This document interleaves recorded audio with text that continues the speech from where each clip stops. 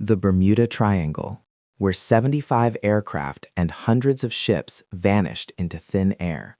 A complete investigation into history's most infamous mystery zone. The Devil's Triangle awakens. December 5th, 1945, the day that changed everything. Lieutenant Charles Taylor was an experienced pilot. With over 2,500 flight hours under his belt, he had flown combat missions in the Pacific during World War II and survived when many of his fellow aviators had not. On this particular December afternoon, he was leading a routine training mission, Flight 19, consisting of 5 TBM Avenger torpedo bombers departing from Naval Air Station Fort Lauderdale, Florida. It was supposed to be a simple navigation exercise: fly east, practice bombing runs, then return to base. The 14 men aboard those 5 aircraft expected to be home for dinner. They never came home.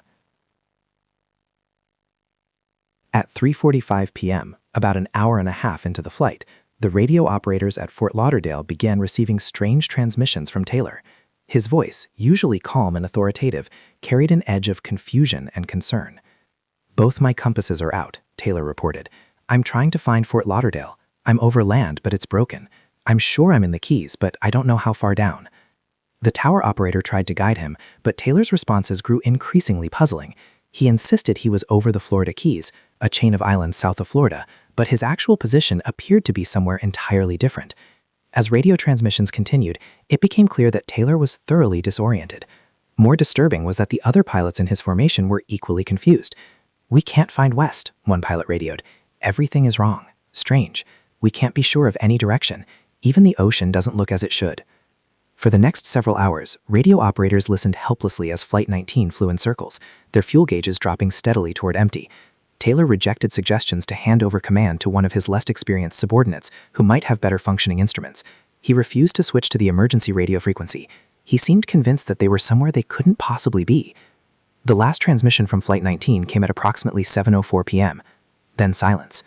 The Navy immediately launched the largest search and rescue operation in its history up to that point. But before rescuers could even properly organize, tragedy struck again. A Martin Mariner flying boat, sent to search for Flight 19, took off with a crew of 13 men. 23 minutes after takeoff, it too vanished. A merchant ship in the area reported seeing a massive explosion and a widespread oil slick, suggesting the Mariner had exploded midair. These aircraft were known for fuel vapor issues and were nicknamed flying gas tanks.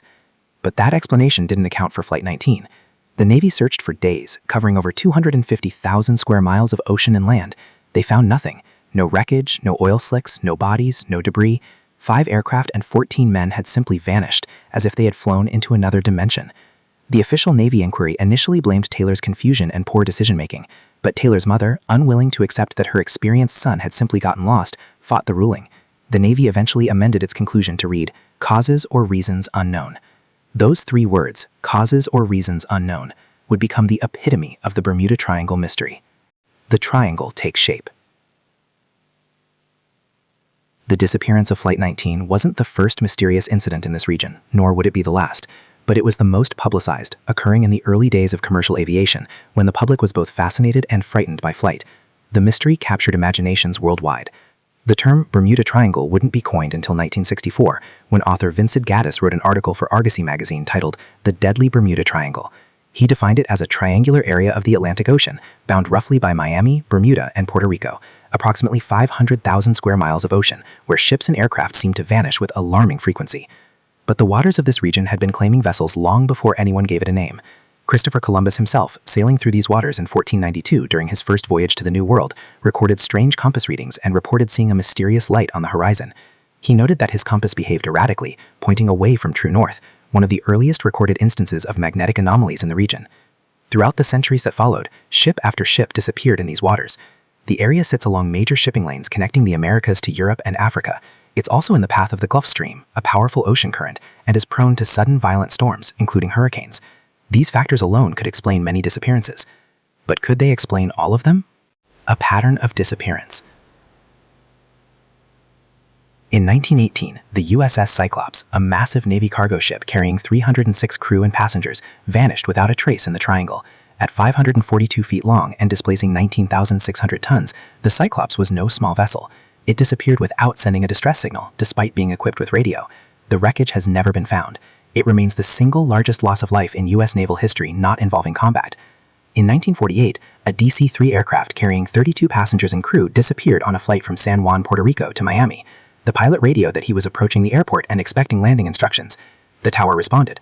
The pilot acknowledged. Then silence. The aircraft was never seen again. In 1963, the Marine Sulphur Queen, a 524-foot tanker carrying molten sulfur, vanished with 39 crew members. No distress call, no wreckage, nothing. The stories multiplied. Private planes, military aircraft, cargo ships, pleasure boats, even submarines, all claimed by the Triangle. Some disappearances had logical explanations: storms, mechanical failure, pilot error, piracy, but others defy easy explanation. Experienced pilots reporting instrument malfunctions, ships found abandoned, perfectly intact with meals still on tables and no sign of the crew, aircraft vanishing in clear weather with no distress signals. By the 1970s, the Bermuda Triangle had become a cultural phenomenon. Books, documentaries, and news articles breathlessly reported each new disappearance, often embellishing details or ignoring contradictory evidence. The Triangle became synonymous with the paranormal, with theories ranging from magnetic anomalies, methane gas eruptions, to alien abductions and portals to other dimensions. The Triangle's deadly resume. Researchers and enthusiasts began compiling lists of Triangle disappearances. The numbers varied wildly depending on the source. Some claimed over 1,000 ships and planes lost. Others put the number closer to 50 or 100 well-documented cases. The discrepancy revealed part of the problem, separating fact from fiction, genuine mysteries from explained incidents, and actual Triangle disappearances from those that occurred elsewhere but were retroactively attributed to the region. Lloyd's of London, the famous insurance company, stated that the Triangle was no more dangerous than any other part of the ocean. The U.S. Coast Guard agreed, noting that the number of disappearances was proportional to the volume of traffic through the area. But these official dismissals didn't account for certain cases that truly seem inexplicable. What made the Triangle particularly eerie wasn't just the number of disappearances, but the manner of them. Vessels and aircraft didn't just sink or crash, they vanished completely. No debris fields, no bodies washing ashore, no oil slicks, no emergency beacons. In many cases, no distress signals despite modern radio equipment. Even more disturbing were the ghost ships, vessels found floating intact, perfectly seaworthy but utterly abandoned. The crew's personal belongings remained untouched, food was still cooking on stoves, lifeboats were still in place, but every soul aboard had vanished. The skeptics pushed back. As the Bermuda Triangle legend grew, so did skeptical investigation. Researcher Larry Kuscha spent years examining every reported Triangle incident for his 1975 book, The Bermuda Triangle Mystery, Solved. What he found was revealing. Many mysterious disappearances had occurred nowhere near the Triangle. Others happened during documented storms. Some vessels were known to be unseaworthy before they departed. In several cases, wreckage had been found but was ignored by sensationalist writers. Kuscha concluded that the Bermuda Triangle was a manufactured mystery, a product of sloppy research, sensationalist journalism, and the human tendency to find patterns in random events. He argued that the disappearance rate in the Triangle was no higher than anywhere else in the world's oceans when accounting for traffic volume. But even Kuscha admitted that some cases remained genuinely puzzling. Flight 19, for instance, couldn't be easily dismissed. An experienced pilot, clear weather, multiple aircraft, extensive search efforts, and absolutely nothing found. How could 5 large aircraft and 14 men simply cease to exist? A region of natural hazards. The Bermuda Triangle sits in one of the most challenging maritime regions on Earth. The Gulf Stream flows through it, a powerful current that can quickly carry wreckage far from a disaster site. The area experiences some of the Atlantic's most violent weather, including hurricanes and sudden severe thunderstorms. The ocean floor features deep trenches, perfect for swallowing wreckage beyond the reach of salvage operations. Magnetic anomalies exist in the region, where compass readings can deviate from true north due to the difference between magnetic and geographic north. For inexperienced navigators, this could be disoriented. The area also experiences rogue waves, massive walls of water up to 100 feet high that appear without warning and can overwhelm even large vessels. Methane hydrate deposits on the ocean floor could theoretically erupt, creating fields of bubbles that reduce water density, causing ships to suddenly sink. The gas could also create air pockets that would cause aircraft to lose lift and plummet. Though this theory is scientifically plausible, it's never been observed actually occurring in the Triangle. These natural explanations could account for many disappearances, but do they account for all of them? And more importantly, do they explain the complete absence of debris in so many cases? The Bermuda Triangle, where 75 aircraft and hundreds of ships vanished into thin air. A complete investigation into history's most infamous mystery zone. The Devil's Triangle awakens. December 5th, 1945, the day that changed everything.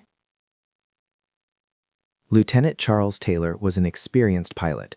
With over 2,500 flight hours under his belt, he had flown combat missions in the Pacific during World War II and survived when many of his fellow aviators had not.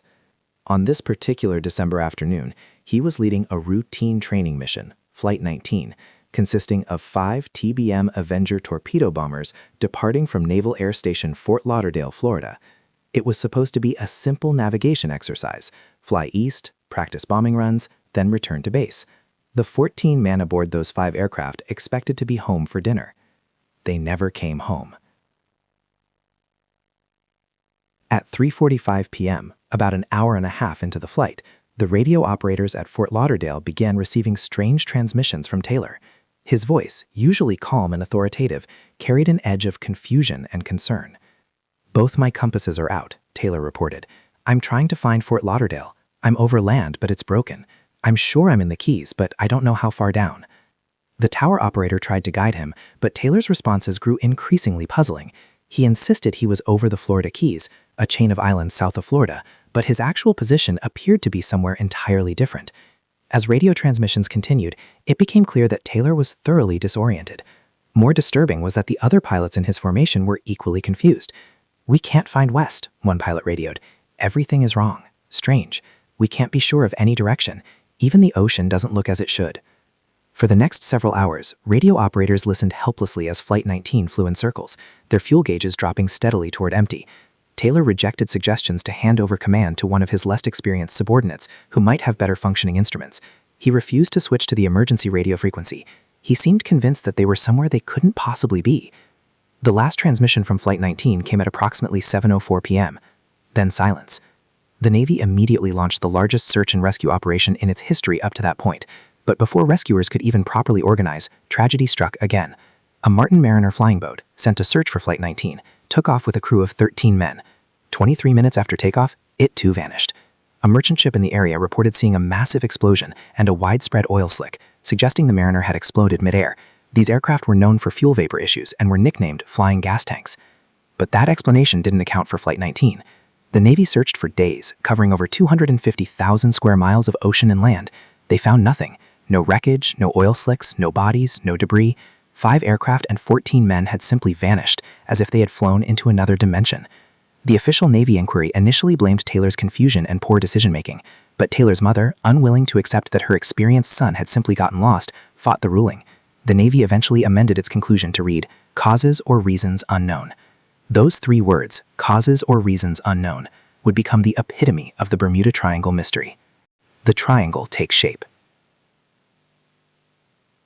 The disappearance of Flight 19 wasn't the first mysterious incident in this region, nor would it be the last, but it was the most publicized, occurring in the early days of commercial aviation, when the public was both fascinated and frightened by flight.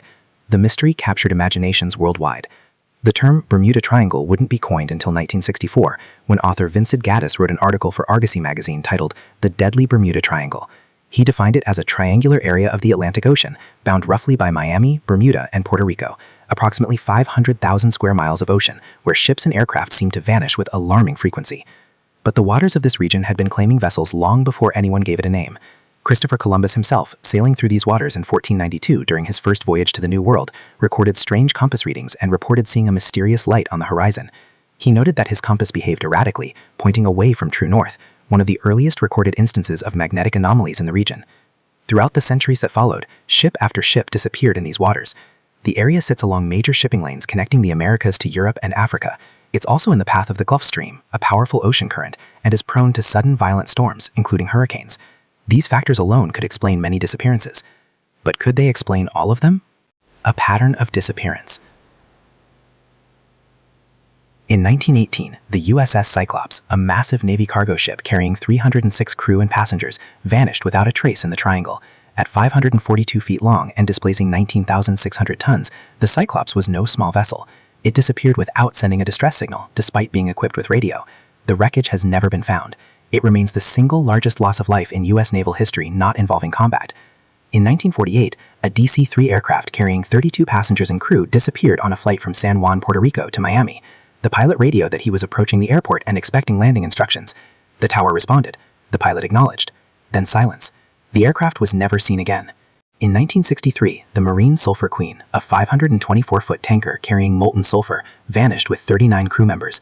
No distress call, no wreckage, nothing. The stories multiplied. Private planes, military aircraft, cargo ships, pleasure boats, even submarines, all claimed by the Triangle. Some disappearances had logical explanations: storms, mechanical failure, pilot error, piracy, but others defy easy explanation. Experienced pilots reporting instrument malfunctions, ships found abandoned, perfectly intact with meals still on tables and no sign of the crew, aircraft vanishing in clear weather with no distress signals. By the 1970s, the Bermuda Triangle had become a cultural phenomenon. Books, documentaries, and news articles breathlessly reported each new disappearance, often embellishing details or ignoring contradictory evidence. The Triangle became synonymous with the paranormal, with theories ranging from magnetic anomalies, methane gas eruptions, to alien abductions and portals to other dimensions. The Triangle's deadly resume.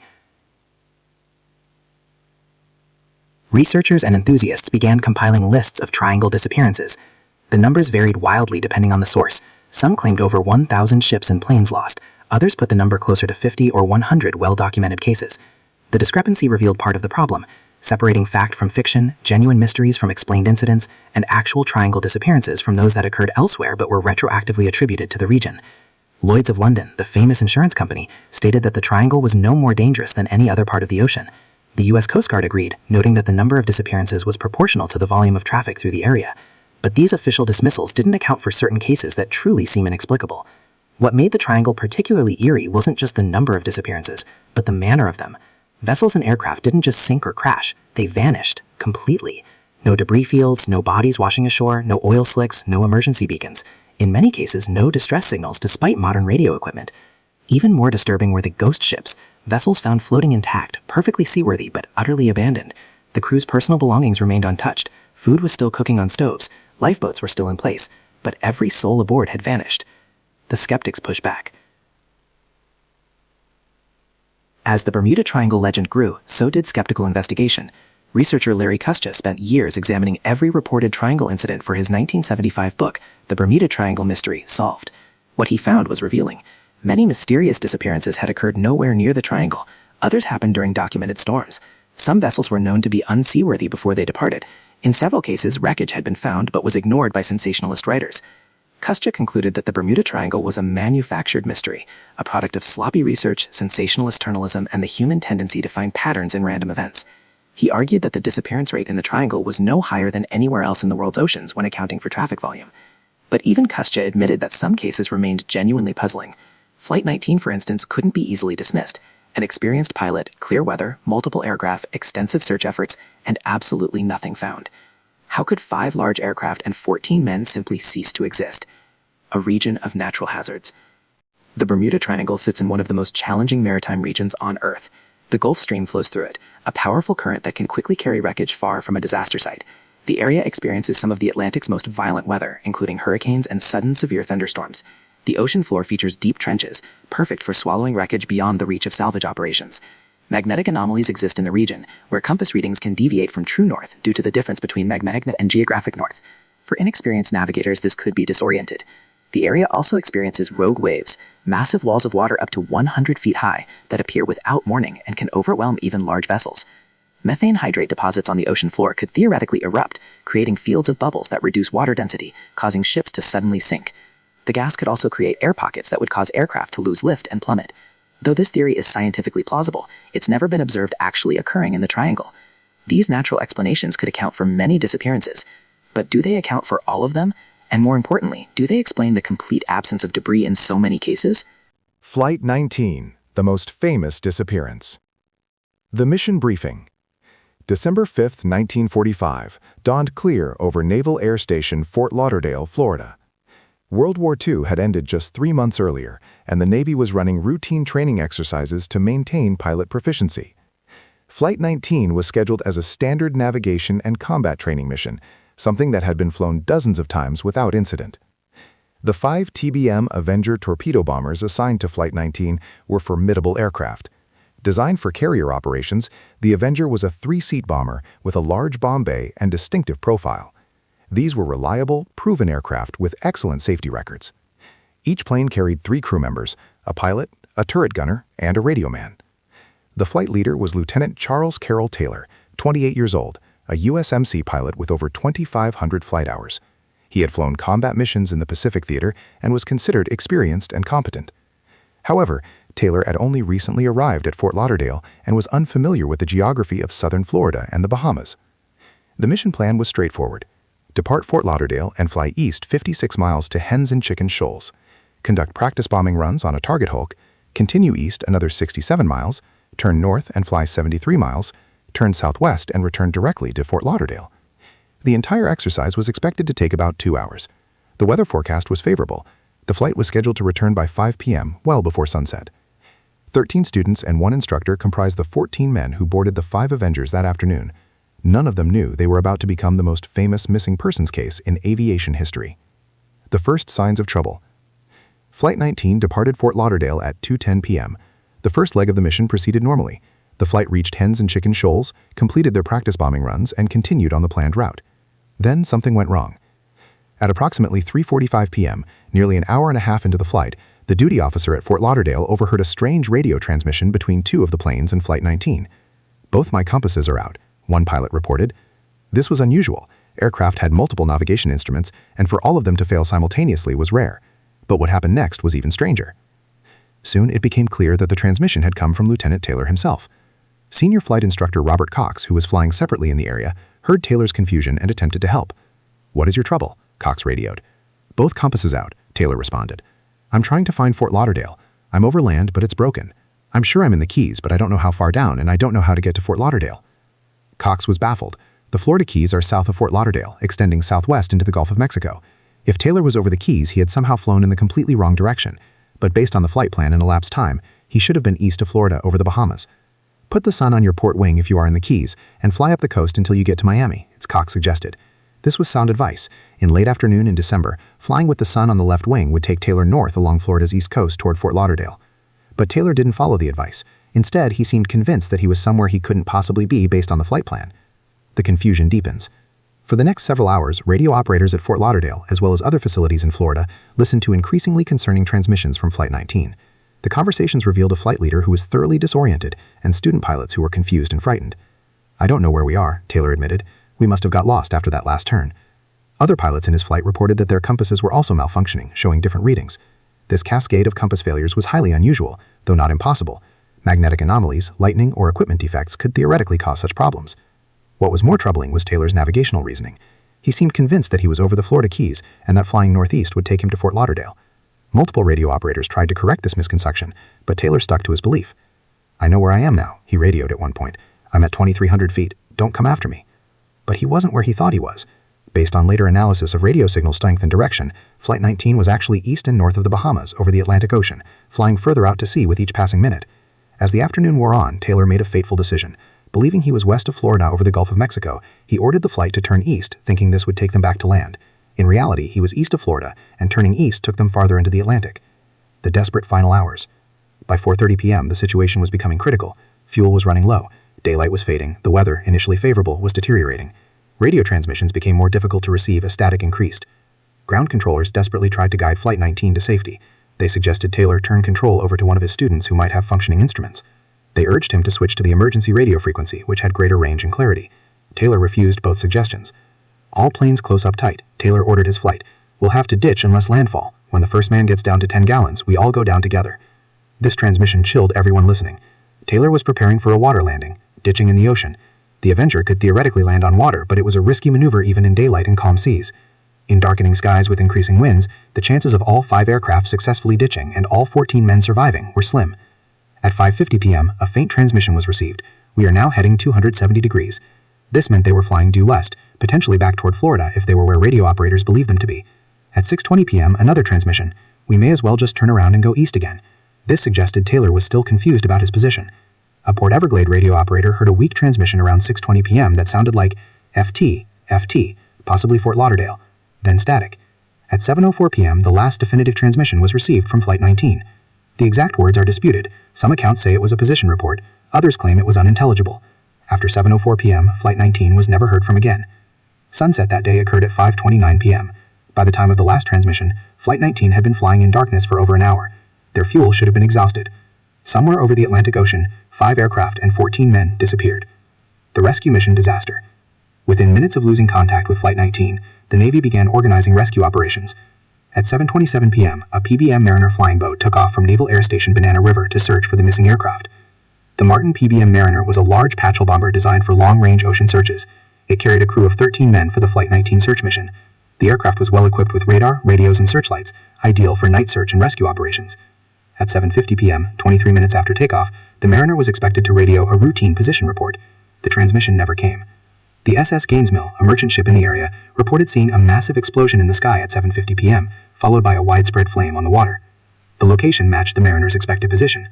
Several other ships reported seeing a similar explosion. The evidence strongly suggested that the Mariner had exploded in midair, likely due to fuel vapor ignition, a known vulnerability of the aircraft type. Mariners were notorious for leaking fuel vapors, earning them the nickname flying gas tanks. A single spark could trigger cataclysmic explosion. 13 more men were now missing. In the span of a few hours, the U.S. Navy had lost 6 aircraft and 27 men. The largest rescue operation in Navy history to that point was about to begin. The massive search.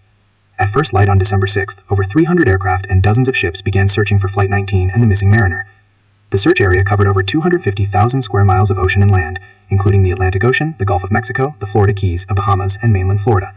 Coast Guard, Navy, and Army Air Force assets were mobilized. British forces joined the search from bases in the Bahamas. Private aircraft volunteered to help. For 5 days, the largest peacetime search and rescue operation in history combed the waters and land areas where Flight 19 might have gone down. They found nothing. No wreckage, no oil slicks, no bodies, no debris. Not a life raft, not a seat cushion, not a piece of aircraft aluminum. 5 large aircraft had vanished as completely as if they had never existed. For the Mariner, searchers did find an oil slick and some debris near where the Gainesmill had reported the explosion. This evidence confirmed that the Mariner had been destroyed, though the exact cause of the explosion could not be determined without recovering the wreckage. But for Flight 19, there was absolutely nothing. The investigation and controversy. The Navy Board of Investigation convened to examine what had happened. They interviewed dozens of witnesses, reviewed radio transcripts, analyzed weather data, and considered every possible explanation. The initial finding was harsh. The leader of Flight 19, Lieutenant Charles Taylor, failed to navigate properly, became disoriented, and led his flight into a situation from which they could not recover. Lieutenant Taylor's mother was outraged. She insisted her son was too experienced to simply get lost. She pressured the Navy to reconsider its findings, arguing that equipment failure, not pilot error, was to blame. Under this pressure, the Navy amended its official conclusion to causes or reasons unknown.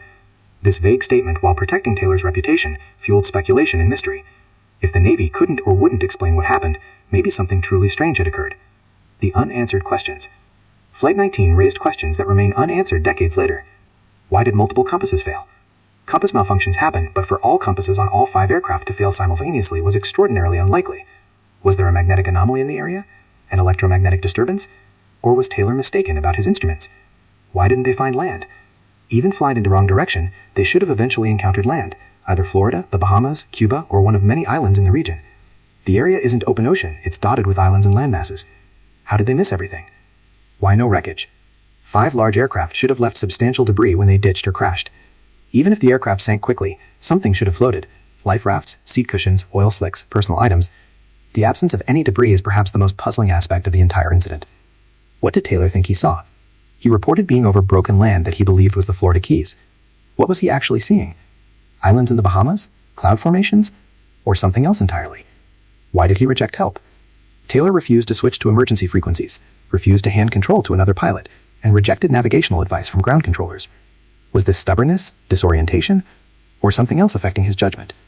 Theories and speculations. Over the decades, numerous theories have attempted to explain Flight 19's disappearance. Theory 1. Ditching at sea. The most prosaic explanation is that Flight 19 simply ran out of fuel and ditched in the ocean. The aircraft sank quickly, and the strong currents dispersed any debris before searchers arrived. This explains the lack of wreckage, but doesn't explain Taylor's profound disorientation or why they never found land. Theory 2. Magnetic anomalies. Perhaps unusual magnetic conditions caused all the compasses to malfunction, leading to navigation errors. While magnetic variations do occur in the area, these are well documented and shouldn't have confused an experienced pilot. Theory 3. Spatial disorientation. Flying over water, especially with limited visibility, can cause pilots to become disoriented about direction and altitude. Taylor might have suffered this condition and spread the confusion to his student pilots. But he was experienced and should have recognized and compensated for such disorientation. Theory 4. Methane eruption. Some theorize that a sudden release of methane gas from the ocean floor could have caused the aircraft to lose lift and crash suddenly, also explaining why the Mariner exploded. However, there's no evidence of such an eruption occurring at that time and place. Theory 5. Time distortion. The more speculative theories suggest that Flight 19 encountered some kind of temporal or dimensional anomaly, explaining their strange observations and complete disappearance. This enters the Theories: science versus supernatural. The rational explanations. Before diving into exotic theories, it's essential to understand that the Bermuda Triangle sits in one of the most naturally challenging maritime regions on Earth. Numerous scientific factors could account for many, perhaps all, of the triangle's mysteries. Human error and environmental factors. The most mundane, but statistically most likely explanation for triangle disappearances is simple human error combined with harsh environmental conditions. The triangle sees enormous traffic volume. Thousands of vessels and aircraft pass through annually. Statistically, some will encounter problems. The U.S. Coast Guard has consistently maintained that the triangle is no more dangerous than any other comparable region of ocean. They note that when accounting for the heavy traffic through the area, the accident rate is actually quite average. Most disappearances can be attributed to pilot or navigator error, mistakes in navigation, fuel calculation, or weather assessment, mechanical failure, engine problems, structural failures, equipment malfunctions, sudden weather. The region is prone to rapid weather changes that can catch even experienced operators off guard. Overconfidence. Experienced pilots sometimes take risks that novices wouldn't. The Gulf Stream, nature's conveyor belt. The Gulf Stream is one of the world's most powerful ocean currents, flowing through the heart of the Bermuda Triangle at speeds up to 5.6 miles per hour. This warm water current runs from the Gulf of Mexico along the eastern coast of the United States and across the Atlantic toward Europe.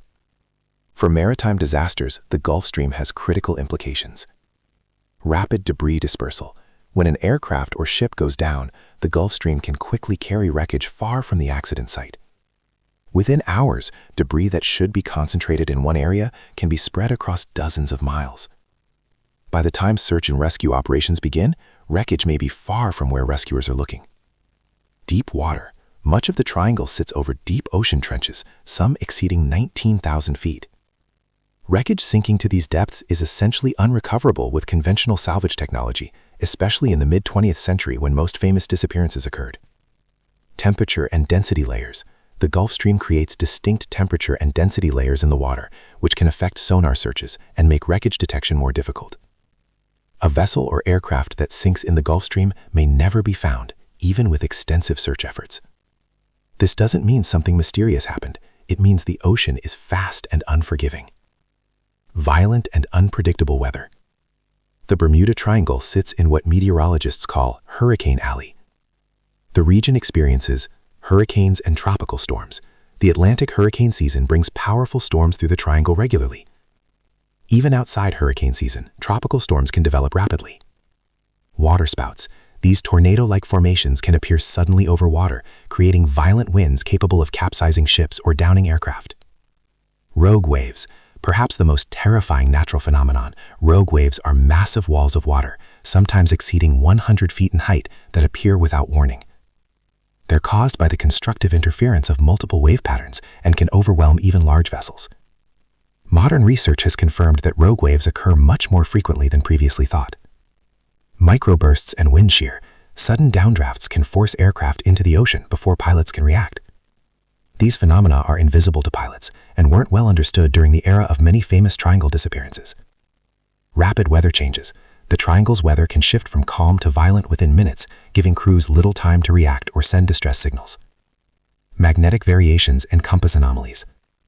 The Bermuda Triangle is one of the few places on Earth where true north, geographic north, and magnetic north align. This sounds helpful, but it can actually create confusion for navigators accustomed to applying magnetic variation corrections. Magnetic declination. In most locations, compasses don't point to true north, but to magnetic north, which is located in northern Canada and constantly shifts. Navigators must apply corrections to compass readings based on their location. In the triangle, this correction is 0 or near 0, which can confuse pilots who habitually apply corrections. Local anomalies. Some areas within the triangle have local magnetic anomalies caused by mineral deposits or geological features. These can cause compass needles to behave erratically. However, these magnetic factors are well documented and shouldn't confuse experienced navigators who understand the region. Modern GPS navigation has largely eliminated compass-related navigation errors. Methane hydrate eruptions, the gas bubble theory. One of the most scientifically intriguing explanations for some triangle incidents involve methane hydrate deposits on the ocean floor. How it works: methane hydrate is a form of frozen methane trapped in ice-like crystals on the ocean floor. When disturbed by underwater earthquakes, landslides, or temperature changes, these deposits can suddenly release massive amounts of gas. Effect on ships: when methane bubbles rise through water, they reduce the water's density. A ship floating in normal seawater suddenly finds itself in a frothy mix of water and gas that can't support its weight. The vessel plunges downward, sinking rapidly before the crew can react or send distress signals. Effect on aircraft: large gas eruptions can create atmospheric pockets of methane-rich air. Aircraft flying through these pockets lose lift because the gas mixture is less dense than normal air. The plane drops suddenly. If close to the water, it crashes before the pilot can recover. Evidence: massive methane deposits exist in the Triangle region. Scientists have documented seafloor craters consistent with catastrophic methane releases. Laboratory experiments have demonstrated that ships can indeed sink rapidly in bubble-filled water. Limitations: while theoretically possible, there's no documented evidence of a methane eruption coinciding with a triangle disappearance. The theory remains speculative but scientifically possible. Electronic fog: fact or fiction? Some pilots have reported encountering strange fog-like formations in the triangle that seem to affect their instruments and sense of time. The most famous account comes from Bruce Gernon, who claims to have flown through a tunnel-shaped cloud in 1970 that caused instrument malfunctions and time distortion. Skeptical analysis: meteorologists point out that unusual cloud formations do occur and can cause visual illusions. Pilots experiencing spatial disorientation might interpret normal phenomena as supernatural. Scientific possibility: some researchers note that certain weather conditions can create unusual electromagnetic effects that might affect instruments. However, there's no accepted scientific mechanism for clouds causing time distortion. The supernatural and paranormal theories. While scientific explanations can account for most triangle incidents, some cases seem to defy conventional explanation. This has led to more exotic theories. Theory 1: Atlantis energy crystals. The claim: the legendary lost city of Atlantis lies beneath the Bermuda Triangle. Ancient Atlantean power crystals still function, creating energy fields that interfere with modern navigation equipment and propulsion systems. Proponents' evidence: underwater formations near Bimini that some claim are artificial structures. Unexplained electromagnetic readings in the area. Reports of glowing water and strange lights. Scientific response: the Bimini Road and other supposed Atlantean structures are natural geological formations. No credible evidence supports the existence of Atlantis in this location or anywhere else. The energy crystal theory violates known physical laws and has zero empirical support. Theory 2: alien abduction and UFO activity. The claim: extraterrestrial beings use the Bermuda Triangle as a collection zone for human spin technology. UFOs are responsible for the disappearances. Proponents' evidence: reports of unusual lights in the sky before some disappearances. The complete absence of wreckage in many cases. Alleged government cover-ups of triangle incidents. Scientific response: no credible evidence supports alien involvement in triangle disappearances. Reports of lights usually correlate with flares, weather phenomena, or air crowd. The absence of wreckage is better explained by ocean currents, depth, and search limitations. Theory 3: time portals and dimensional rifts. The claim: the triangle contains rifts in space-time that transport vessels to other times, dimensions, or locations in the universe. Proponents' evidence: Bruce Gernon's report of time distortion. The complete disappearances with no wreckage. Some pilots reporting electronic fog and tunnel-like cloud formations. Scientific response: time portals and dimensional rifts are theoretical concepts in physics with no experimental evidence for their existence, certainly not in a specific geographic location. Gernon's experience, while subjective, more likely represents spatial disorientation and instrument malfunction than actual time travel. Theory 4: underwater city or base. The claim: an advanced underwater civilization or secret government facility exists beneath the triangle, occasionally capturing surface vessels for unknown purposes. Proponents' evidence: alleged sonar readings of geometric structures. Reports of USOs, unidentified submerged objects. Missing vessels sometimes reappear, though this is rarely documented. Scientific response: extensive sonar mapping of the triangle has revealed no underwater cities or artificial structures beyond known shipwrecks. Modern submarine technology makes a secret base implausible. USO reports typically involve whales, submarines, or sonar artifacts. The skeptical perspective: manufacturing mystery. Researcher Larry Cush's 1975 investigation, The Bermuda Triangle Mystery Solved, applied rigorous skepticism to triangle claims. His findings were sobering. Misreported locations: many triangle disappearances actually occurred far outside the triangle's boundaries, but were later attributed to it. Ignored weather: cases reported as mysterious disappearances in calm weather actually occurred during documented storms. Explained incidents: many disappearances had wreckage found and causes determined, but sensationalist writers ignored or omitted this information. inflated statistics. Claims of hundreds of ships and planes lost didn't hold up to scrutiny. Many alleged incidents never occurred or had simple explanations. Normal accident rates. When properly analyzed, the Triangle's accident rate was no higher than other comparable ocean regions. Cush concluded that the Bermuda Triangle was a manufactured mystery, created through sloppy research, sensationalism, and human tendency to find patterns in random events. The middle ground. Mystery remains. While Cush's skepticism deflated many exaggerated claims, some cases genuinely puzzle even skeptical researchers. Flight 19's complete disappearance during a routine training mission. The USS Cleisops and its two sister ships, all vanishing on similar routes. Multiple aircraft disappearing in good weather with no distress signals or wreckage. Ghost ships found intact but abandoned. These cases may have rational explanations: coincidence, multiple independent failures, human error combined with bad luck. But they remain genuinely puzzling. Perhaps the truth lies between extreme skepticism and wild speculation. The Triangle isn't a supernatural death zone, but it's also not entirely without mystery. It's a region where natural hazards, heavy traffic, deep water, and strong currents create conditions where vessels... Famous cases examined. The SS Marine Sulphur Queen, the tanker that vanished. February 4, 1963, began as a routine day for the crew of the SS Marine Sulphur Queen, a T-2 tanker converted to carry molten sulfur. The 524-foot vessel departed Beaumont, Texas, bound for Norfolk, Virginia, with a cargo of 15,000 tons of molten sulfur heated to 275 degrees Fahrenheit.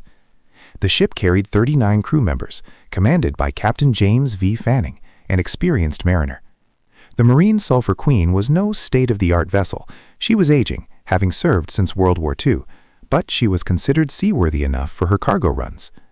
On February 3rd, the ship sent a routine position report, placing her near Key West, Florida. Everything seemed normal. The crew was expected to check in again on February 4th. They never did. When the Marine Sulphur Queen failed to arrive in Norfolk, the Coast Guard launched a search operation. Days later, searchers found scattered debris, life preservers, oil drums, pieces of the ship's hull. Most tellingly, they found a name board and a shirt with the name of a crew member. The debris was scattered across a wide area, suggesting catastrophic breakup. But what caused the disaster? The official Coast Guard investigation concluded that the ship likely suffered structural failure. The aging vessel's hull might have cracked, allowing water to flood the cargo hold. When cold seawater met molten sulfur, the resulting explosion would have been catastrophic. The ship would have sunk rapidly, explaining why no distress signal was sent. However, some aspects remained puzzling. Why had there been no advance warning of structural problems? The ship had recently passed inspection. Why was the debris so widely scattered? And most haunting, why were no bodies ever recovered?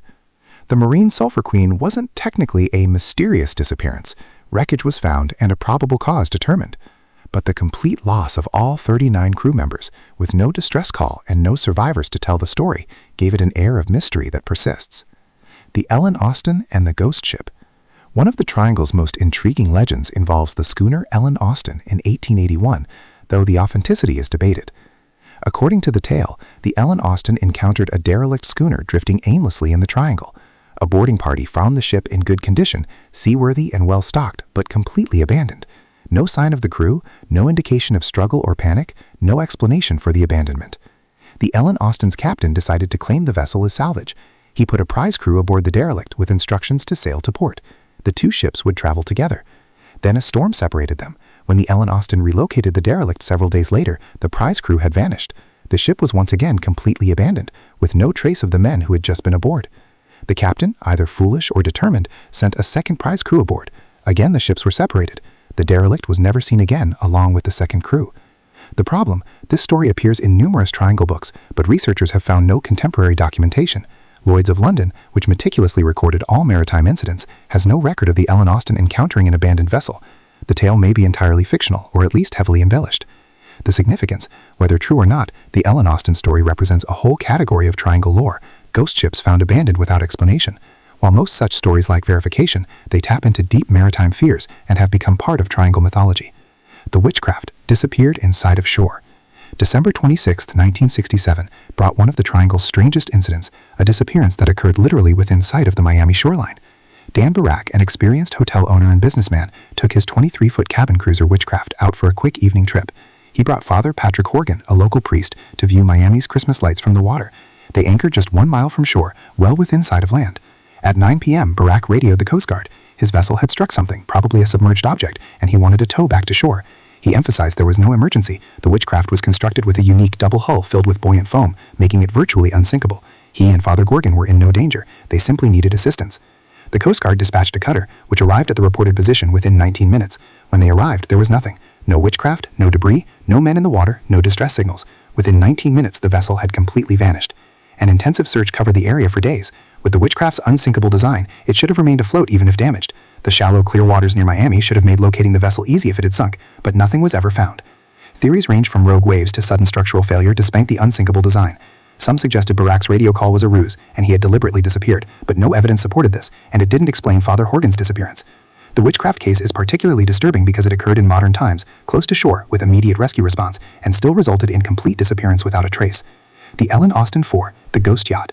September 26, 1955, brought another baffling triangle incident involving the luxurious yacht Connemara IV. The vessel was found distressed, completely abandoned but in perfect condition, about 150 miles southwest of Bermuda. The 58-foot yacht showed no signs of distress. Supplies were adequate, equipment functioned properly, and the vessel was seaworthy, but the entire crew had vanished. The yacht's dinghy was missing, suggesting the crew had deliberately abandoned ship. But why? The weather had been calm. There was no indication of mechanical failure, fire, or any emergency that would prompt abandonment. The ship wasn't taking on water. It was simply empty. Investigators found the crew's personal belongings untouched, suggesting they hadn't planned to abandon permanently. It appeared they had left quickly, but not in panic. Nothing was in disarray. The mystery deepened when investigators discovered that the Connemara IV had been involved in a previous strange incident. In 1949, the same vessel had been found abandoned in the Triangle under similar circumstances. That crew was never found, and no explanation was determined. The yacht had been salvaged and put back into service, only to be abandoned again 6 years later. No trace of the men's 1955 crew was ever found. The Connemara IV was salvaged once more, and some claim it was abandoned a third time, though this is unverified. Possible explanations. Some maritime experts suggest that under certain conditions, crews might hallucinate dangers that don't exist, perhaps deem land weather as none, or imagining the ship is sinking when it isn't. Carbon monoxide poisoning from engine exhaust in enclosed spaces can cause confusion and irrational behavior, but these explanations remain speculative. The strange case of Bruce Gernon, the time traveler. Not all triangle stories involve disappearances. One of the most unusual accounts comes from pilot Bruce Gernon, who claims to have experienced something extraordinary in the Triangle on December 4, 1970. Gernon was flying a Beechcraft Bonanza from Andros Island in the Bahamas to Palm Beach, Florida, a routine 90-minute flight he had made many times. As he approached the Triangle region, he noticed a lenticular cloud formation ahead. What happened next, according to Gernon, was extraordinary. He flew into what he describes as a tunnel-shaped vortex of clouds. Electronic instruments malfunctioned. The tunnel seemed to contract around his aircraft. Strange light phenomena appeared.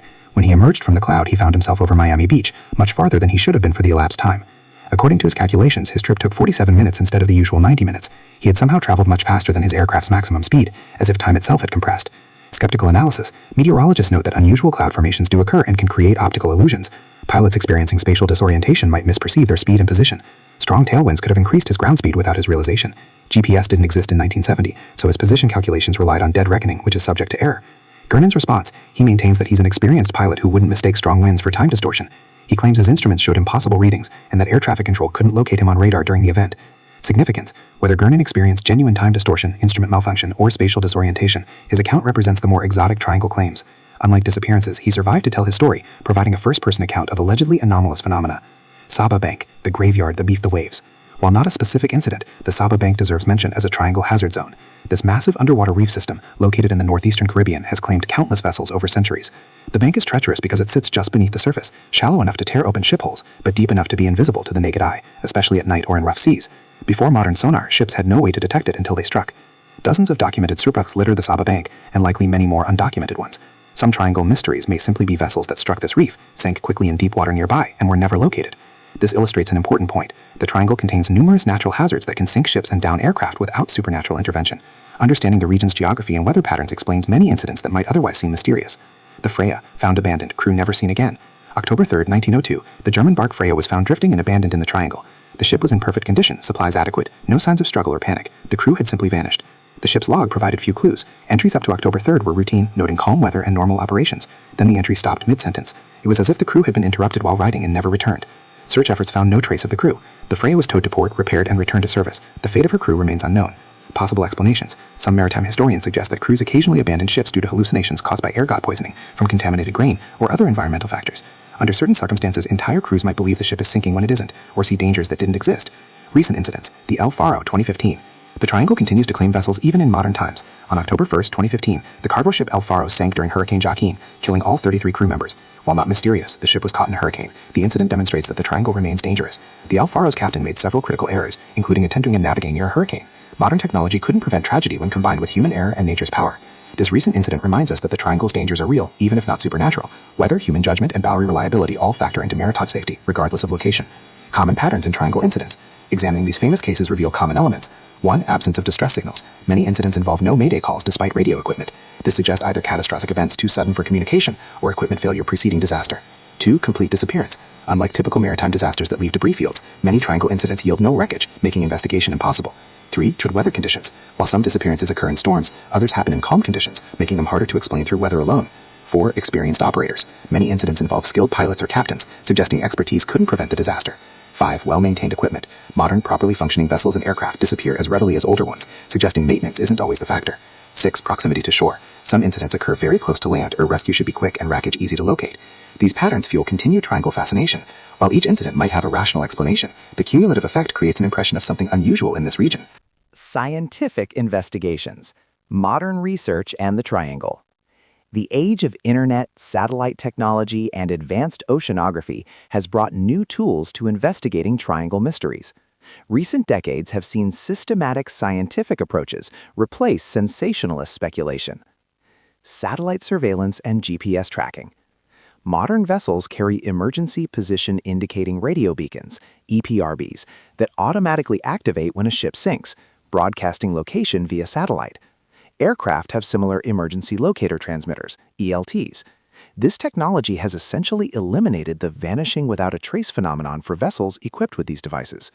Since the 1990s, GPS tracking allows real-time monitoring of vessel positions. When incidents occur, investigators know exactly where to search. This has dramatically increased wreckage recovery rates and reduced mystery surrounding disappearances. The result, triangle incidents have plummeted in the modern era.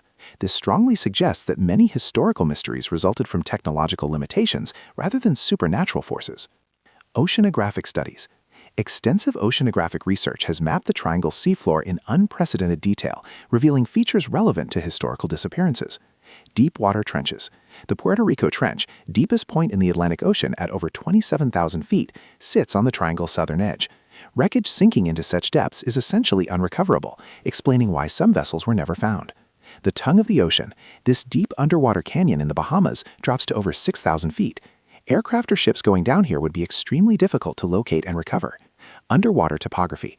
The triangle features complex underwater geography with seamounts, trenches, and ridges that can affect sonar searches and hide wreckage. Current patterns. Detailed mapping of Gulf Stream behavior and local currents helps explain debris dispersal patterns. Computer modeling shows how wreckage can move dozens of miles within hours of an incident. Methane hydrate research. Since the 1990s, scientists have studied methane hydrate deposits extensively, including those in the Triangle region. Discovery of massive deposits. Researchers have confirmed enormous methane hydrate fields on the continental shelf surrounding the Triangle. These deposits contain more potential energy than all known oil and gas reserves combined. Evidence of eruptions. Sonar mapping has revealed craters on the seafloor consistent with sudden methane eruptions. Some craters are massive, over half a mile wide and hundreds of feet deep. Laboratory experiments. Scientists have demonstrated that ships can indeed sink rapidly in bubble-filled water. In tanks, model ships have plunged straight to the bottom when surrounded by rising gas bubbles. Theoretical capability. Computer modeling shows that a sufficiently large methane eruption could create a bubble plume capable of sinking ships, release enough gas into the atmosphere to down low-flying aircraft, occur with little warning, leave minimal evidence after the eruption subsides. The limitation. Despite this theoretical possibility, no methane eruption has been documented coinciding with a triangle disappearance. The theory remains plausible, but unproven. Magnetic variation studies. Geophysicists have extensively studied the triangle's magnetic characteristics.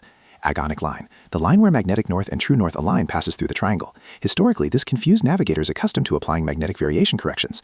Modern GPS has eliminated this issue. Local anomalies. Underwater rock formations and mineral deposits create localized magnetic anomalies that can affect compass readings. However, these anomalies are well mapped and documented in navigation charts. Magnetic storms. Solar activity can temporarily disrupt Earth's magnetic field, causing compass errors. However, these anomalies are rare and affect wide areas, not just the triangle. Conclusion. While magnetic factors may have contributed to historical navigation errors, they don't explain sudden disappearances or account for modern incidents involving GPS navigation. Weather pattern analysis. Meteorological studies have revealed the triangle's weather complexity. Rapid storm development. Satellite imagery shows that severe thunderstorms can develop with remarkable speed in the triangle. Conditions can change from clear to violent within 30 minutes.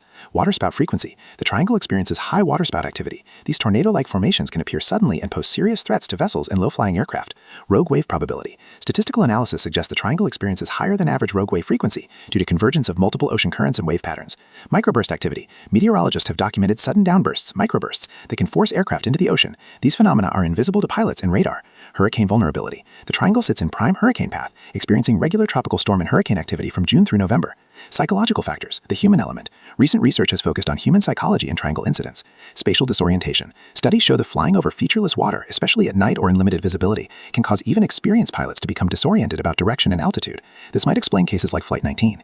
Decision-making under stress. Research into crisis decision-making reveals that stress can impair judgment, causing experienced operators to make poor choices or ignore obvious solutions. Confirmation bias. Once a pilot or captain becomes convinced of a particular situation, like Taylor believing he was over the floor at Keys, contradictory evidence may be rejected or rationalized away. Group dynamics. Studies of Flight 19's radio transmissions suggest that uncertainty from the flight leader spread throughout the formation, creating collective disorientation.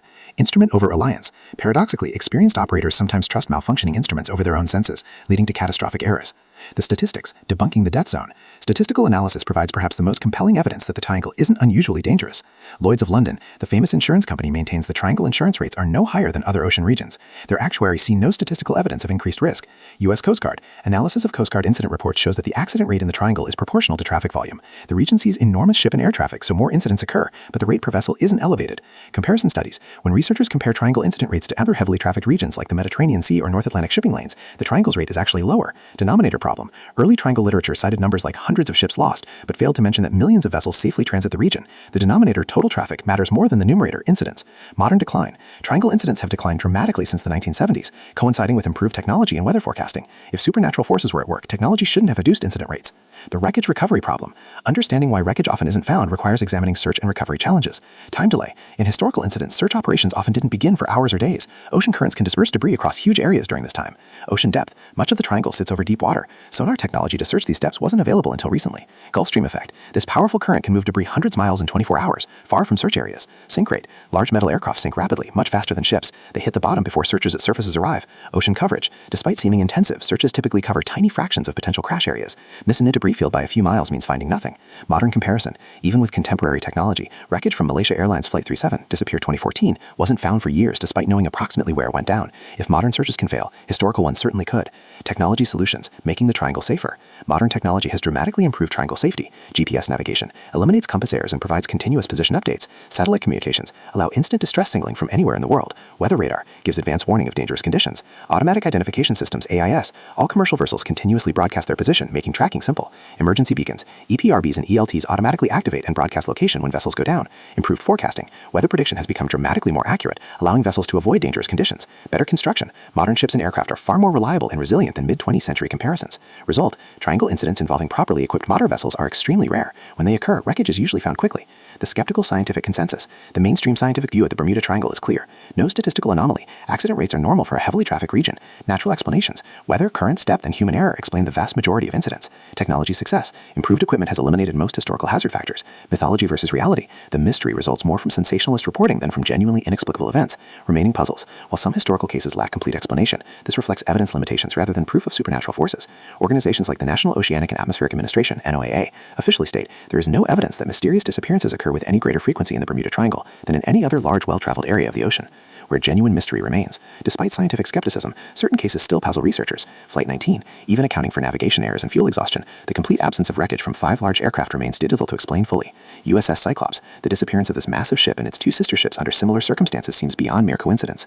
No trace disappearances. Cases like the Witchcraft, where vessels vanish within minutes in shallow water air shore, strain conventional explanations. Ghost ships, abandoned vessels found in perfect condition with no indication of why crews left remain genuinely puzzling. Instrument failures, multiple reports of compass and electronic malfunctions in the region, while explainable individually, show a pattern that some researchers find significant. Honest scientists acknowledge that not everything has definitive explanation, but lack of explanation doesn't automatically mean supernatural forces. It might simply mean insufficient evidence or understanding. The Triangle remains a region where natural forces, violent weather, powerful currents, deep waters, combined with heavy traffic and human limitations to create occasional tragedies. That's not supernatural. It's simply the reality of ocean navigation in a challenging environment. Cultural impact and legacy. How the Triangle captured the world's imagination. The Bermuda Triangle isn't just a geographic location, it's a cultural phenomenon. For over half a century, it has captivated audiences through books, films, television shows, and now digital media. Understanding why this particular mystery resonated so powerfully reveals much about human psychology and our relationship with the unknown. The 1960s-1970s, peak mystery mania. The Triangle's cultural moment arrived in the 1960s and exploded in the 1970s. This timing wasn't coincidental. The post-World War II era brought rapid technological advancement that made the world seem increasingly knowable and controllable. Jet aircraft had made international travel commonplace. Television brought distant places into living rooms. Science seemed capable of explaining everything. Yet here was a region where modern technology apparently failed.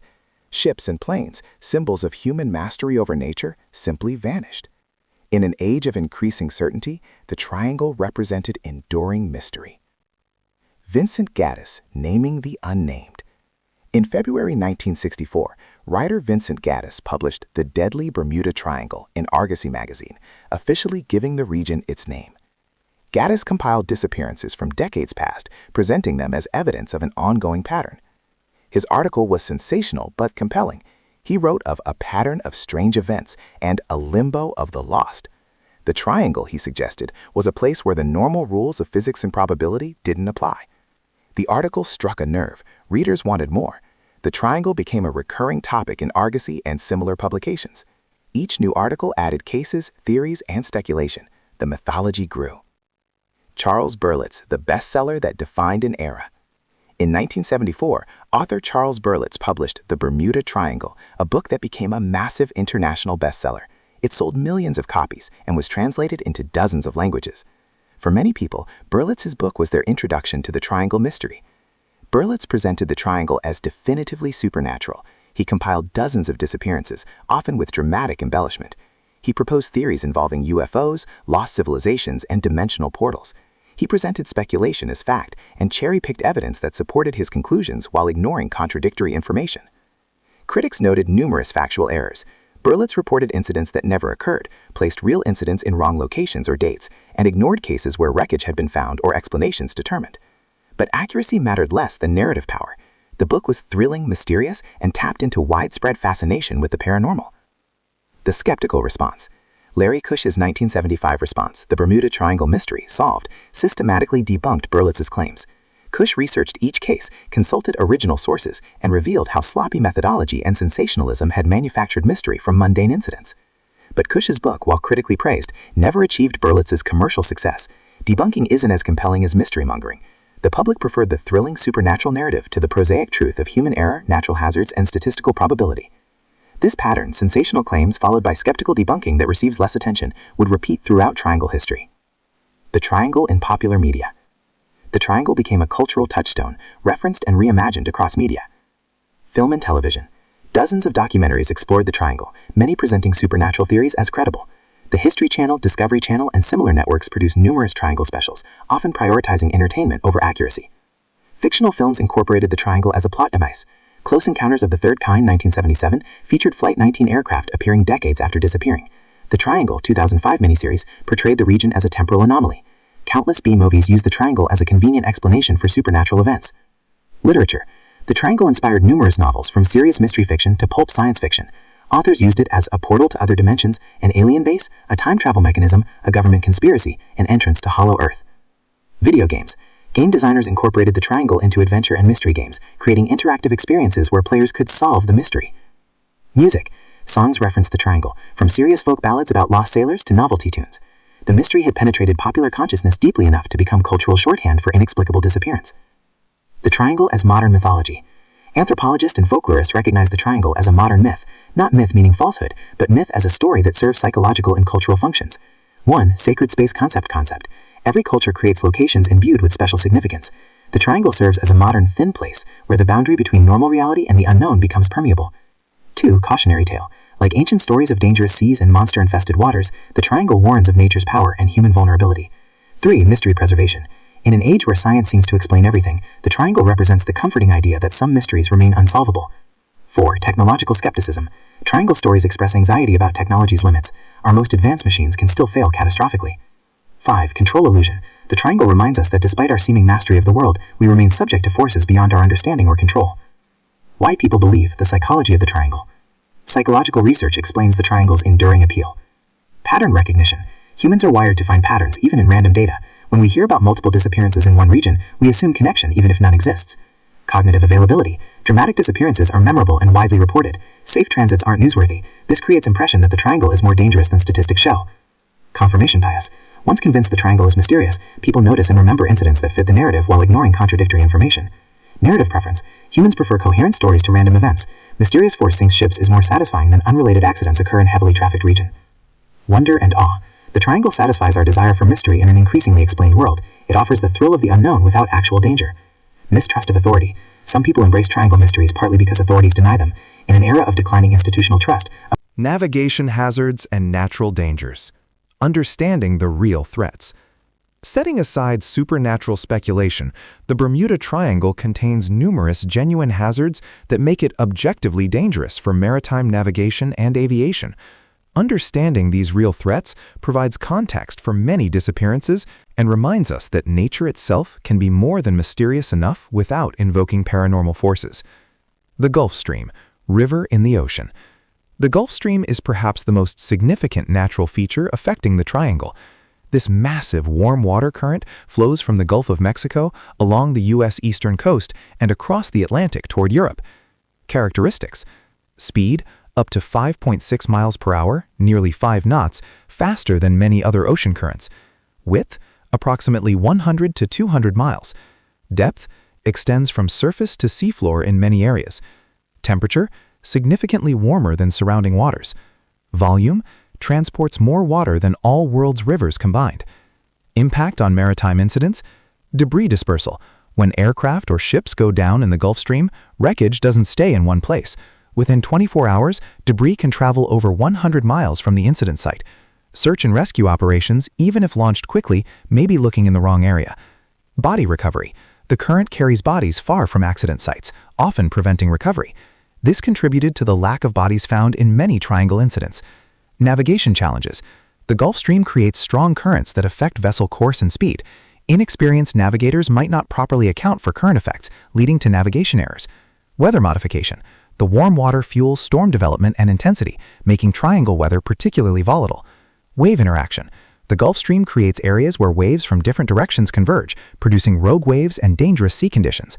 The deep water factor. Much of the Bermuda Triangle sits over extremely deep water, presenting unique challenges.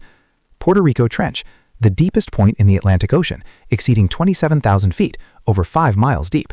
By comparison, the Titanic rests at about 12,500 feet. Implications for wreckage recovery? Most deep-sea salvage equipment can't reach these depths. Water pressure at such depths crushes most structures. Even if wreckage is located, recovery is often impossible. Historical incidents occurred before deep-sea search technology existed. The tongue of the ocean. This underwater canyon in the Bahamas drops to over 6,000 feet, surrounded by much shallower waters. Aircraft or vessels sinking here would be extremely difficult to locate. Search challenges. Deep water complicates sonar searches. Sound waves behave unpredictably at different depths and temperatures. Underwater topography creates acoustic shadows where sonar can't penetrate. Hurricane alley. The Bermuda Triangle sits squarely in the Atlantic hurricane path. Every year during hurricane season, June through November, powerful storms traverse the region. Hurricane characteristics. Wind speeds exceeding 150 miles per hour in major hurricanes. Storm surges causing massive waves. Rainfall creating visibility problems. Rapid formation and intensity. Historical impact. Many triangle disappearances occurred during documented hurricanes or tropical storms. Early triangle literature often omitted or downplayed weather conditions to make incidents seem more mysterious. Pre-satellite era. Before weather satellites, first launched in 1960, hurricanes could develop with little warning. Ships and aircraft might encounter storms they had no way to know existed. Modern improvement. Satellite monitoring and improved forecasting have dramatically reduced hurricane-related incidents. Vessels and aircraft can now avoid storms, explaining the decline in triangle disasters. Sudden weather phenomena. Beyond hurricanes, the triangle experiences numerous weather hazards. Waterspouts. Tornado-like formations over water. The triangle sees frequent waterspout activity due to warm water and atmospheric conditions. Can appear with little warning. Wind speeds can exceed 100 miles per hour, capable of capsizing ships. Dangerous to low-flying aircraft. Often occur in groups. Microbursts. Sudden downdrafts of air that can force aircraft into the ocean. invisible to pilots and early radar, can push aircraft down at rates exceeding 6,000 feet per minute, last only minutes but are extremely dangerous, not well understood until the 1970s. Rapid storm development. Warm water and atmospheric instability allow storms to develop within 30 minutes in the triangle. Conditions can change from clear to dangerous very quickly. Not enough time for vessels to seek shelter. Lightning can affect electronic systems. Fog and visibility. Sudden fog banks can reduce visibility to near zero, creating navigation hazards. Ships can collide with each other or run aground.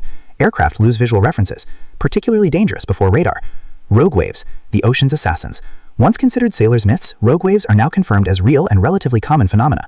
Characteristics. Height can exceed 100 feet, appear without warning, last only minutes, can occur in otherwise moderate seas, far larger than surrounding waves. Causes. Constructive interference of multiple wave patterns, current wave interaction, especially with the Gulf Stream, storm systems creating focused wave energy, underwater topography creating focused energy. Effect on vessels. Can overwhelm even large ships, strike with tremendous force, create no advance warning, often leave no survivors to report what happened. Triangle frequency. Research suggests the triangle experience is higher than average rogue wave activity due to convergence of currents and wave patterns. Historical incidents. Many triangle disappearances involving sudden loss of contact in moderate weather may have involved rogue waves. Before ships carried comprehensive weather monitoring, crews might not have realized the danger until a massive wave struck. Compass anomalies. The Agonine Line. The triangle's magnetic characteristics create genuine navigation challenges. Magnetic declination. In most locations, compass needles point to magnetic north in northern Canada, not true north. Navigators must apply declination corrections. In the triangle, the Agonine Line, where magnetic and true north aligned, passes through, meaning the correction is zero. Confusion factor. Navigators accustomed to applying declination corrections might continue doing so in the triangle, inadvertently introducing errors, or they might forget that no correction is needed elsewhere, causing problems when leaving the triangle. Local anomalies. Underwater rock formations and mineral deposits create localized magnetic variations. These are documented in navigation charts, but unexpected anomalies can occur. Modern solution. GPS navigation is unaffected by magnetic variations, essentially eliminating this problem for modern vessels. Historical impact. Compass-related navigation errors likely contributed to some historical triangle incidents, though probably not as dramatically as sensationalist literature suggests. Underwater methane deposits. The seafloor and triangle regions contain significant methane hydrate deposits, leading to the methane bubble theory. How methane hydrates work. Frozen methane trapped in ice-like structures on the seafloor, stable under high pressure and low temperature, can release suddenly if disturbed by earthquakes, landslides, or temperature changes. Theoretical hazards. For ships, rising methane bubbles reduce water density. A ship floating in normal seawater suddenly finds itself in a bubbly froth that can't support its weight. The vessel sinks rapidly. For aircraft, large methane releases create air pockets with altered density. Aircraft lose lift and plummet if they encounter these pockets at low altitude. Evidence supporting the theory. Massive methane deposits confirmed in the Triangle region. Seafloor craters consistent with sudden gas releases. Laboratory experiments confirm ships sink in bubble water. Computer models show aircraft could be affected. Evidence against the theory. No documented methane eruption coinciding with the triangle disappearance. Eruptions would likely be detected by seismic monitoring. Theory doesn't explain all types of triangle incidents. Would leave some evidence, gas smell, disturbed water, etc., etc. Scientific status. Plausible but unproven. The theory represents serious science, not pseudoscience, but lacks direct evidence. Shallow water and reef systems. Not all triangle hazards involve deep water. Shallow reefs present opposite problems. The Bahamas. Extensive reef systems and shallow banks create navigation hazards. Reefs can be difficult to see, especially at night on rough weather. Many reefs weren't accurately charted historically. Ships striking reefs can sink quickly. Saba Bank, massive underwater reef system in the northeastern Caribbean, sits just below surface, invisible but deadly, has claimed numerous vessels over centuries. Before sonar, ships had no way to detect it. Florida Keys, complex reef and shallow water areas, easy to run aground, confusing geography can disorient navigators. May explain Flight 19's confusion if they were actually over the Keys. Heavy traffic, a numbers game. The Triangle sees enormous maritime and aviation traffic. Commercial shipping. Major shipping lanes connect the Americas to Europe and Africa. Thousands of vessels annually, carrying everything from cargo to passengers, various sizes and levels of seaworthiness. Private vessels, recreational boaters, fishing boats, yachts, often less experienced operators, sometimes inadequate equipment, may take unnecessary risks. Aviation. Major air routes cross the Triangle. Thousands of flights annually. Mix of commercial and private aircraft. Various experience levels among pilots. Statistical reality. With such heavy traffic, accidents will occur even if the accident rate is normal. The sheer volume of vessels and aircraft means that the average safety record produces numerous incidents. Comparison. Other heavily trafficked regions, Mediterranean, North Atlantic shipping lanes, etc., have similar or higher accident rates, but don't have the Triangle's reputation because incidents aren't compiled and sensationalized. Human factors. Many Triangle incidents involve human elements. Overconfidence. Experienced operators sometimes underestimate hazards, especially in familiar waters. Risk-taking. Private pilots and boat operators may attempt risky maneuvers or operate in conditions beyond their skill level. Inadequate preparation. Some vessels depart without proper fuel, equipment, or weather information. Drug smuggling. The Triangle region sees significant illegal drug trafficking. Smugglers often operate vessels in poor conditions, overload aircraft, take risks to avoid authorities, don't report problems or call for help, sometimes deliberately scuttle vessels. Inexperience. The Caribbean attracts tourists who rent boats or charter flights despite limited experience. The cumulative effect. No single hazard makes the triangle uniquely dangerous. Rather, it's the combination. Deep water, making wreckage recovery difficult. Strong currents, dispersing debris. Sudden weather, creating rapid onset hazards. Heavy traffic, increasing incident numbers. Complex navigation, creating opportunities for error. Historical limitation, poor search technology. This combination creates conditions where vessels and aircraft can disappear more completely than in other regions, not because of supernatural forces, but because of how natural hazards interact with human activities and technological limitations. Understanding these real hazards provides context for triangle mysteries. Most disappearances don't require paranormal explanation. The ocean itself, with its depths, currents, storms, and vastness, is mysterious and deadly enough. The triangle isn't cursed. It's simply a region where nature's power, human limitations, and statistical probability combine to create occasional tragedies. That's not supernatural. It's simply life on an ocean planet, where humans, despite all our technology, remain vulnerable to forces larger than ourselves. Solving the mystery, the final verdict. Bermuda Triangle, the truth revealed. The sun blazed over the turquoise waters of the Atlantic on a crisp October morning in 2023. Dr. Elena Rossi, a world-renowned oceanographer, stood on the deck of the research vessel Atlantis II, staring at the sonar screen. For 20 years, she had chased shadows in the Bermuda Triangle, the infamous 500,000 square mile stretch bounded by Miami, Bermuda, and Puerto Rico. Ships vanished, planes fell from the sky. Witnesses spoke of compasses spinning wildly, radios going dead, and ghostly green lights dancing on the waves. But today, the data on her screen told a different story. The mystery wasn't supernatural, it was science. The legacy of fear. Before we reveal the verdict, we must revisit why the triangle became a legend. The first recorded disappearance was USS Cyclops in 1918. A 540-foot Navy cargo ship carrying 306 men and 10,000 tons of manganese ore. She steamed from Barbados toward Haiti and simply ceased to exist. No distress call, no wreckage.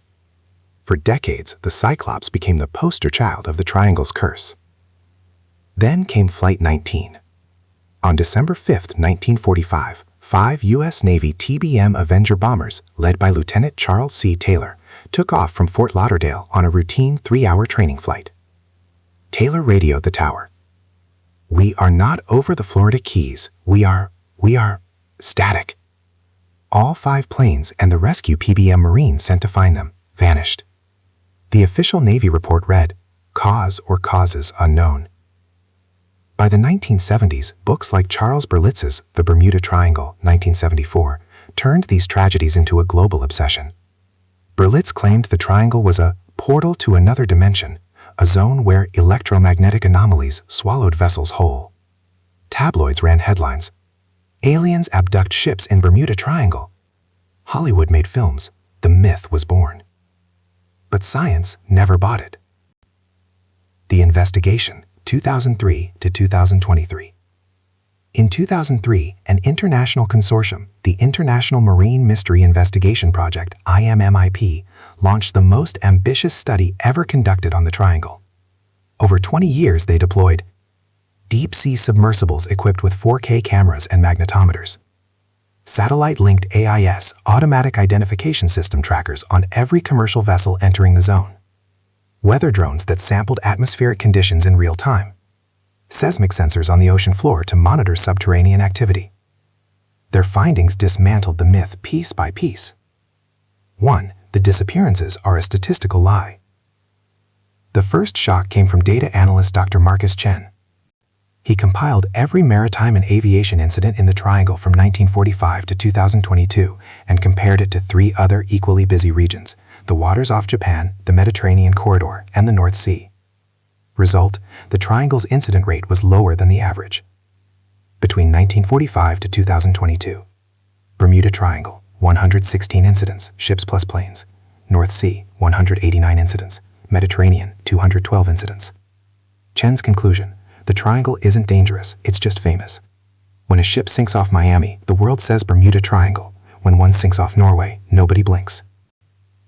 Even the U.S. Coast Guard states, the Bermuda Triangle does not exist as an official designation. The number of incidents is proportional to the volume of traffic. 2. The real killer, microbursts and white squalls. Meteorologists discovered the Triangle's true menace, microbursts.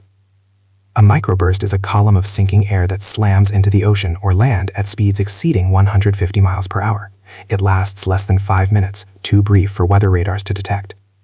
Pilots call it a white squall because it appears as a sudden, blinding wall of rain. In 2017, a drone captured the first video of a microburst over the triangle.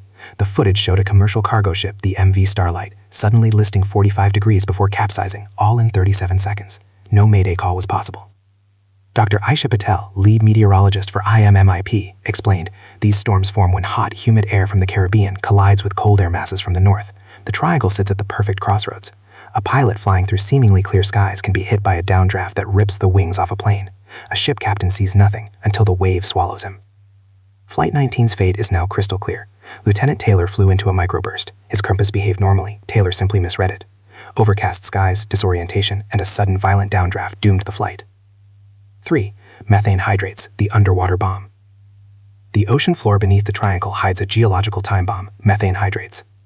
Methane, natural gas, is trapped in ice-like lattices 500 to 800 feet below the seabed. When the pressure drops or the water warms, these lattices destabilize and erupt, releasing massive bubbles of gas to the surface. In 2012, the submersible Nautilus witnessed such an eruption 30 miles off Bimini. A bubble 100 feet across burst, creating a swirling vortex on the surface. Anything floating atop that bubble would lose buoyancy instantly and sink, as if the water turned to quicksand. Laboratory tests proved the theory. A scale model ship placed over a simulated methane bubble sank in seconds. This explains the USS Cyclops. Her holes were packed with manganese ore, which generate heat during oxidation. That heat likely warms the seabed beneath her, triggering a hydrate eruption. The ship plunged. No time for a distress call. 4. The Gulf Stream, the invisible graveyard. Even if a wreck survives, the Gulf Stream ensures it vanishes forever. This powerful ocean current, up to 5.6 kilometers per hour, flows straight through the triangle. Anything that sinks is swept northeastward at breakneck speed. Within 48 hours, debris is scattered across hundreds of miles of open ocean, far beyond search zones. In 2029, the Coast Guard recovered a life raft from a missing yacht 78 miles from where the yacht last transmitted its location. Oceanographers traced its path, Gulf Stream. 5. Magnetic anomalies, a red herring. One of the triangle's most cited mysteries is that compasses point to true north instead of magnetic north. In most places, a compass needle leans toward magnetic north, which differs from true north by a few degrees. Near the triangle, the declination is near zero, so the needle points almost exactly to true north. For an untrained navigator in 1945, this could cause confusion, but it is not anomalous. The zero declination line, the agonic line, passes through the triangle, a well-mapped, natural phenomenon. Modern GPS renders it irrelevant. Berlitz's claim that compasses spin wildly was pure fiction. No verified incident ever recorded a spinning compass. The final verdict. On November 12, 2023, IMMIP held a press conference at the United Nations headquarters. Dr. Rossi took the podium. For 78 years, humanity has feared the Bermuda Triangle as a supernatural abyss. Today, we lay that fear to rest. After analyzing 20 years of data, we can state unequivocally, there is no mystery. The triangle is simply a region where natural phenomena, microbursts, methane hydrate eruptions, the Gulf Stream, and human error converge. When these factors align, disasters happen, quickly, silently, and completely. The final verdict is threefold. Human error and equipment failure account for 65% of incidents. Fatigue, poor navigation, and outdated equipment remain the biggest threats. Sudden weather events, microbursts, or white squalls cause 30% of aviation disappearances. Methane hydrate eruptions explain the remaining 5% of ship vanishings, including the Cyclops. There are no aliens, no portals, no curses. Why the myth persists? Our brains crave patterns. When 5 planes disappear in 1 week, we invent a triangle. When 1 ship vanishes, we shrug. This is confirmation bias. We remember the hits and forget the misses. Moreover, the triangle is a media goldmine. Sensational stories sell. Science is boring. The legacy. Thanks to IMMIP's work, safety protocols have been revolutionized. All commercial aircraft flying over the triangle now carry weather detection LiDAR that spots microbursts 30 seconds before impact. Ships are fitted with EPRB beacons that activate automatically upon sinking and transmit GPS coordinates via satellite, even if the crew is lost. The U.S. Navy no longer sends training flights into the area. Since 2024, 0 vessels or aircraft have disappeared in the Bermuda Triangle. The Triangle's true story isn't a horror tale. It's a triumph of human curiosity and a reminder that the most terrifying mysteries are those we finally understand. The Bermuda Triangle is solved.